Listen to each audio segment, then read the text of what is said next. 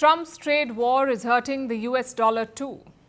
The greenback is slipping in value. For decades, the dollar has been seen as the bedrock of global trade, but now it is starting to lose ground. The world's confidence in the US dollar is shaking, and this has given a rare chance to other challengers. Europe, for one, sees an opening. It wants to pit the euro against the dollar. Christine Lagarde has made this pitch. She is the president of the European Central Bank, or the ECB. She believes the euro can be a viable alternative to the dollar. The ongoing changes create the opening for a global euro moment. And this is a prime opportunity for Europe to take greater control of its own destiny. But let's not fool ourselves. It is not a privilege that will be bestowed upon us because of who we are, what we stand for, and the values we uphold. It will have to be earned together.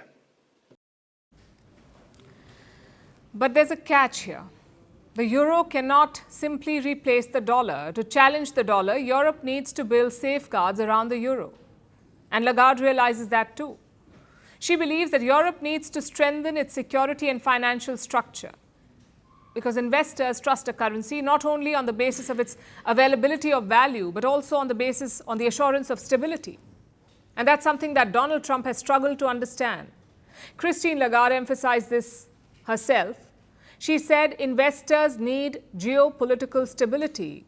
They look for reliable security partners, the ones that can honor alliances. Lagarde believes that Europe should build these strengths. The European Central Bank wants to turn the euro into the preferred currency for global trade.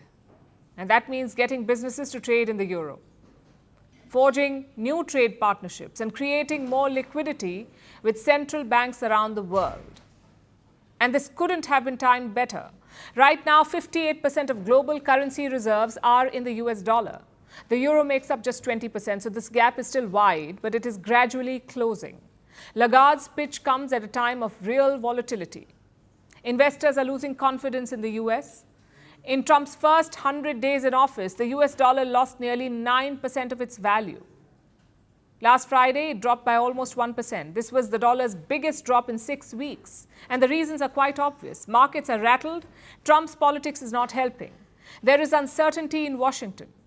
Trump's team is sending reckless fiscal signals, and the US president is waging trade wars and slapping tariffs left, right, and center. These moves have hurt market confidence and the dollar's stability. So Europe is looking to take advantage, but they're not the only ones. India has a plan too. The Reserve Bank of India, India's central bank, has made a move. It wants banks to start lending to foreign borrowers in the Indian rupee. This would be a first, Indian banks lending to foreign borrowers in the Indian rupee. The RBI wants to start this with India's neighbors, 4 of them in particular: Bangladesh, Nepal, Bhutan, Sri Lanka. Together, they account for $25 billion of India's exports. That's 90% of India's overall export to South Asia. This trade is done mostly in US dollars, but India wants to change that. And if rupee lending takes off, it could spread beyond South Asia. The RBI already allows foreigners to open rupee accounts, but now it wants to go further and make the rupee a player in global transactions. So while Washington is fixated on short-term politics, others are building long-term currency strategies. What about the investors? Well, they're already shifting. Many are pulling money out of dollar assets, but they're not buying other currencies yet, at least not in large numbers. The big winner at the moment is gold. It is politically neutral, it is inflation-proof, and free from White House rhetoric. The dollar is still the dominant currency, but it's not unchallenged.